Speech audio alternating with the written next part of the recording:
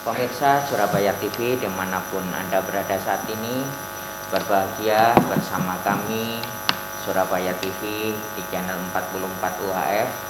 Pada kesempatan yang berbahagia ini telah hadir bersama kita Bapak Dr. Akmarawita Kadir.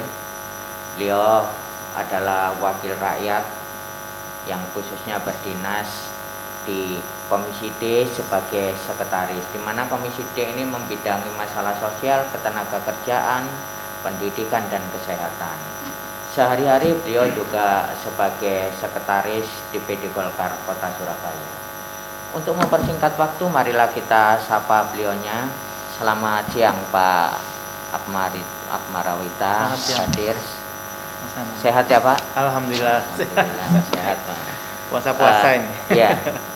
Pada dialog khusus kita pada siang hari ini, kita akan berbicara tentang masyarakat, khususnya tugas pokok dan fungsi Komisi D, Pak, di mana ini langsung bersentuhan dengan masyarakat. Ada beberapa pertanyaan yang akan kami sampaikan selama beberapa waktu yang ke depan ini, Pak. Pertama, kaitan dengan bulan Ramadan nih, Pak. Ya. Akhir-akhir ini di bulan Ramadan banyak terjadi permasalahan sosial, Pak, di masyarakat, khususnya perkelahian massal yang berujung tawuran. Nah, ini fenomena ini tidak hanya terjadi di kota besar Surabaya, tapi juga di Yogyakarta yang terkenal dengan kelitih itu ya, Pak. Nah, ini pertanyaannya, apabila dikaitkan dengan Surabaya sebagai kota yang layak anak, predikat ini disandang oleh Surabaya beberapa waktu yang lalu. Ini bagaimana Pak pandangan Pak Dokter terhadap fenomena ini, Pak? Ya, jadi memang kalau kita lihat di berita ya, juga memang juga saya dapat informasi juga dari pemerintah kota. Ya. Jadi di bulan Ramadan ini ternyata agak sedikit naik ya, istilahnya tawuran. Ya. Tawuran remaja ini. Jadi kalau tidak salah itu ada 35 titik itu di Surabaya yang rawan untuk tawuran. Nah, khususnya di bulan Ramadan ini, jadi ternyata memang munculnya itu setelah mau sahur ya, munculnya mau sahur. Jadi memang ini mungkin dinamika Ramadan yang mungkin juga terjadi di kota-kota lain. Tapi memang sebelumnya saat pandemi ini saya rasa tawuran ini di kota Surabaya sangat kecil ya, kecil. Nah, ini muncul mungkin karena juga sudah Surabaya level 1, kemudian juga Surabaya ini pas posisinya juga pas posisi sahur. Nah, level 1 ini kan kita sudah bergeraknya agak bebas ya. Jadi memang banyak faktor. Tapi kalau kita hubungkan dengan kita Surabaya ini memang sudah dicanangkan sebagai kota layak anak memang, karena kota layak anak indikatornya banyak ya. Indikatornya banyak, termasuk kalau tidak salah itu ya jaminan keamanan bahwa anak Indonesia dimanapun di titik Surabaya ini kan terjamin keamanannya, perlindungannya, keamanan. Salah satunya itu adalah adanya hak pendidikan, pemanfaatan waktu luang ya, dan juga kegiatan budaya. Nah, ini salah satu indikator ini memang harus dikuatkan.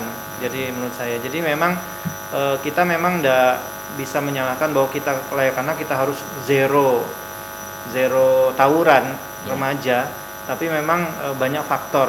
Salah satunya tadi ini ya pas indikasinya pas sahur itu ya, jadi pas bulan Ramadan. Nah, ini yang jadi itu yang harus diwaspadai oleh pemerintah kota, harus bekerja sama dengan kepolisian juga. Jadi untuk mengantisipasi itu, untuk mengantisipasi ya supaya tidak muncul. Nah, tapi memang di sini ada kelonggaran mungkin untuk antisipasi waktu luangnya itu tadi. Nah, di situ kemudian juga ada faktor keluarga juga mempengaruhi. Jadi sebenarnya kita Surabaya sebagai kota layak anak ini sebenarnya sudah indikatornya sudah terpenuhi ya, semua, tapi mungkin yaitu tadi ada faktor-faktor tertentu yang menyebabkan munculnya tawuran-tawuran ini, Mas Nana. Jadi seperti itu. Ya, ya Pak. Kemudian masih berkaitan dengan soal anak ini, Pak. Selasa kemarin di DPR RI telah disahkan undang-undang tindak pidana kekerasan seksual terhadap anak, ya Pak.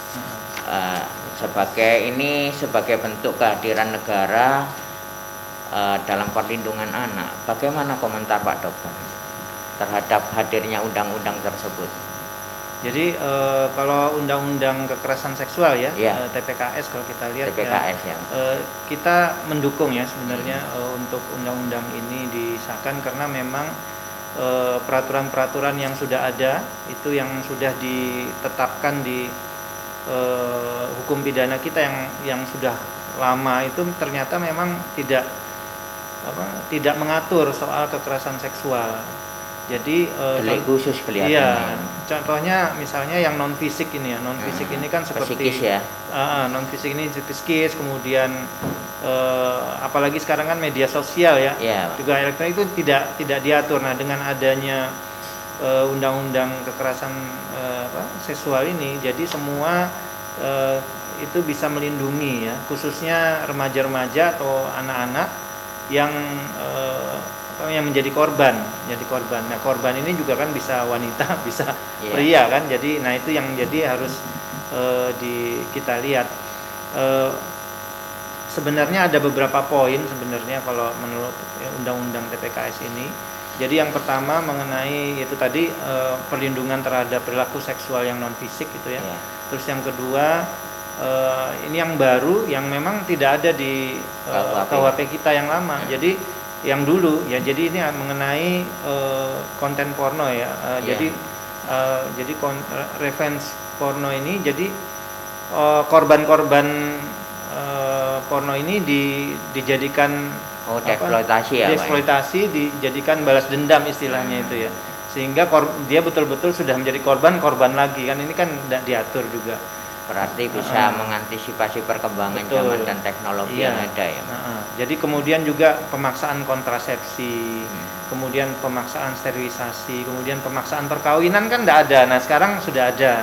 Jadi orang yang memaksakan, kalau misalnya anaknya itu tidak suka, terus dipaksa nikah, nah itu juga bisa kena pidana. Jadi banyak yang bisa kita inikan ya, yang kita bisa kita dukung sebenarnya. Jadi intinya kita dukung undang-undang ini jadi sebagai suatu hal yang baru yang luar biasa untuk melindungi korban-korban kekerasan seksual.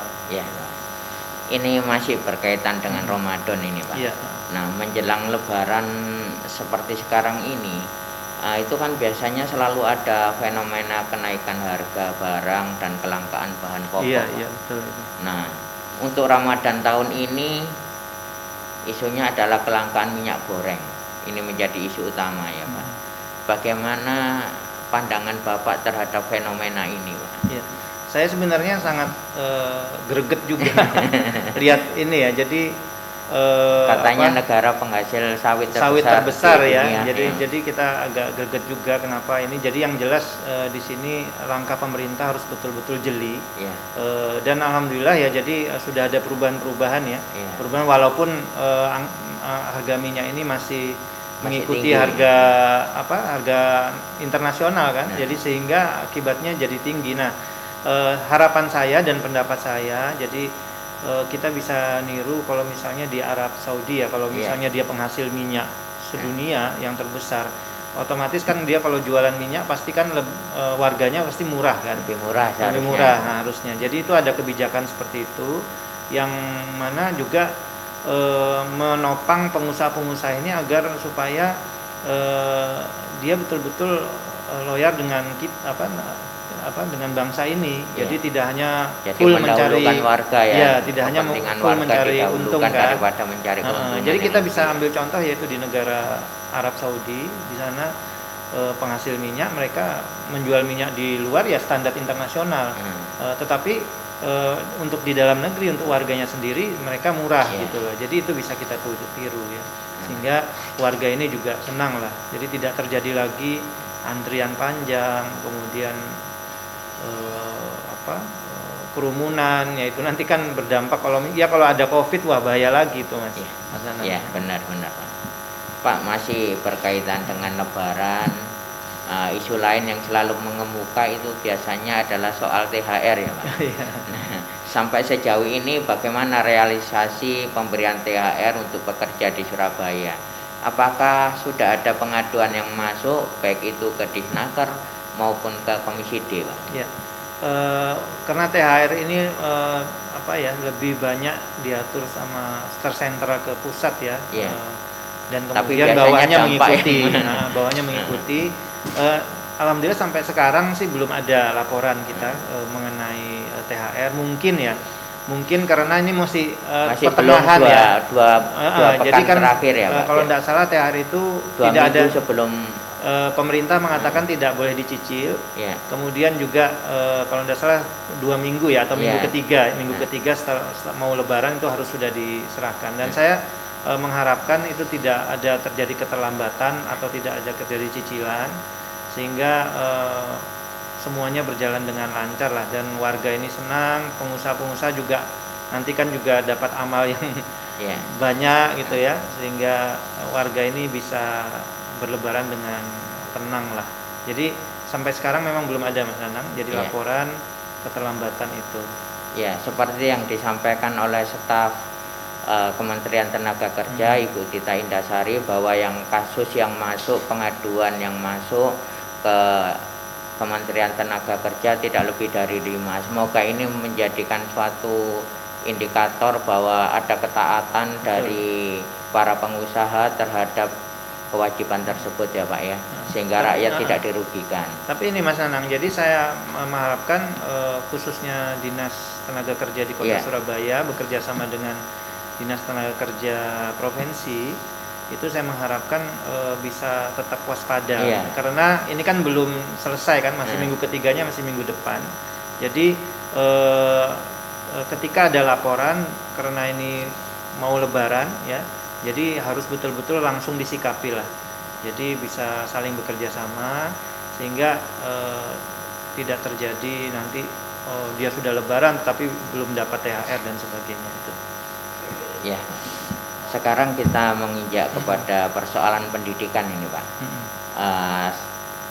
Sampai hari ini sejauh mana kesiapan dinas terkait, dalam hari ini Dinas Pendidikan, menyambut penerimaan peserta didik baru Pak, PPDB, untuk tahun ajaran baru pasca pandemi seperti sekarang ini Pak? Jadi tidak jauh berbeda sebenarnya dengan tahun-tahun sebelumnya. Jadi PPDB di Kota Surabaya SD dan SMP ya, karena itu masih menggunakan peraturan Menteri Pendidikan. Jadi dia nanti kalau tidak salah kita dalam waktu dekat ini juga akan hearing dengan Dinas Pendidikan ya, karena mungkin bulan Mei sudah kita mulai penerimaan mahasiswa baru, dan peraturan-peraturannya pun juga tidak ada jauh berbeda dengan yang tahun kemarin. Nah, hubungannya dengan pandemi itu juga memang sudah disiapkan karena berkoordinasi dengan level level PPKM yang ada di kotanya masing-masing ya.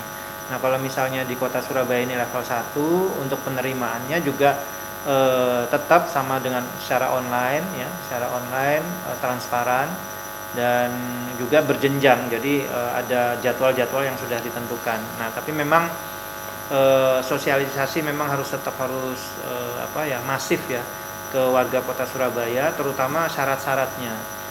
Banyak warga yang masih ada ya, bukan banyak, masih ada warga yang masih belum paham dan sebagainya, sehingga ketika dia mendaftar itu terlambat dan sebagainya. Ini sosialisasi ini memang harus penting, sampai kalau bisa sampai ke tingkat RT RW, karena mereka kan yang paling dasar dan mempunyai anak-anak yang ingin sekolah itu. Seperti itu. Jadi pada prinsipnya untuk sampai sekarang masih belum ada masalah signifikan ya Pak ya. Karena Mei kita masih mulai, dan dalam waktu dekat kita juga akan hearingnya. Ya, siap. Pertanyaan terakhir ini Pak, tentang kesehatan. Ya. Sampai sejauh ini efektivitas pelaksanaan kerjasama dengan BPJS Pak, sampai sejauh mana ya Pak? Iya. Jadi untuk BPJS ini sebenarnya program pemerintah pusat juga, yaitu yang kita sebut dengan UHC ya, Universal Health Coverage. Jadi BPJS ini menerima 96% pada saat posisi sekarang warga Kota Surabaya yang dibiayai oleh pemerintah Kota Surabaya. Jadi untuk yang kelas 3 maksudnya.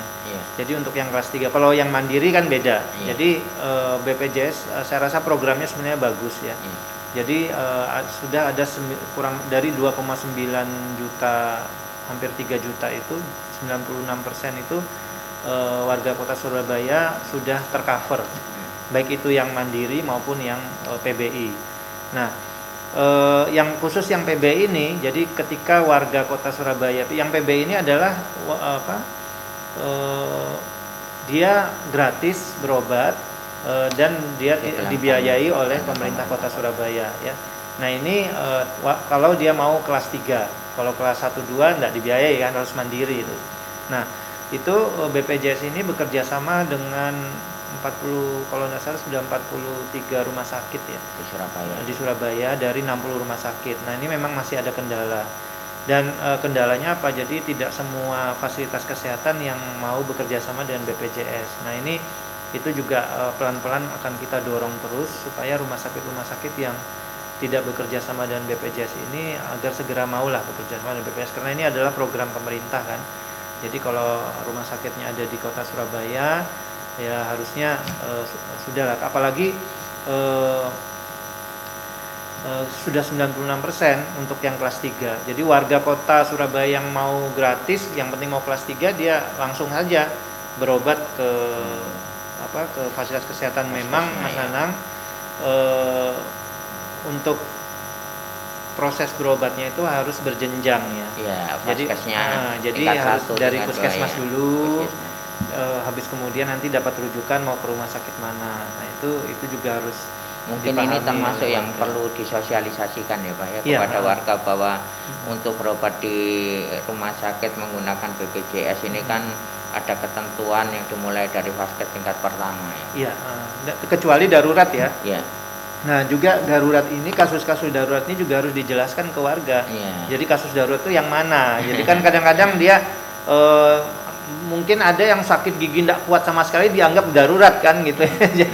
jadi kasus darurat ini yang mengancam nyawa ya, yang mengancam nyawa seperti usus buntu itu darurat itu. Jantung ya. Nah tapi kan warga kan tidak tahu. Nah itu harus peran puskesmas di sini juga harus lebih giat lagi untuk mensosialisasikan mana itu kasus darurat, mana itu kasus yang non darurat, sehingga dia bisa langsung berobat dengan nyaman. Oh ini saya tidak darurat, saya ke puskesmas dulu seperti itu. Tapi intinya Mas Nanang, program ini bagus ya. Program ini bagus. Kalau memang itu sudah optimal, saya rasa keinginan Pak Wali Kota ini, Mas Wali Kota ini, bahwa Surabaya kesehatannya betul-betul terjamin, mau sakit langsung berobat gratis. Jadi seperti intinya kan seperti itu. Jadi mudah-mudahan ini juga ini sejalan dengan program pemerintah pusat kan, bahwa Universal Health Coverage yang dilakukan oleh pemerintah pusat, pemerintah Kota Surabaya bekerjasama dengan BPJS ini adalah memang betul-betul untuk melindungi warganya, masyarakat. Bukti bahwa negara hadir. Iya, negara hadir dan menjamin kesehatannya. Ya, pemirsa, sangat menarik diskusi kita pada siang hari ini. Namun akhirnya waktu juga yang harus memisahkan kita, tetapi kita bisa ketemu untuk diskusi di kesempatan yang lain. Tetaplah bersama dengan kami di channel 44 UHF Surabaya TV, dan sampai ketemu di saat-saat yang mendatang. Terima kasih Pak Dokter. Terima kasih. Salam Surabaya TV. Salam.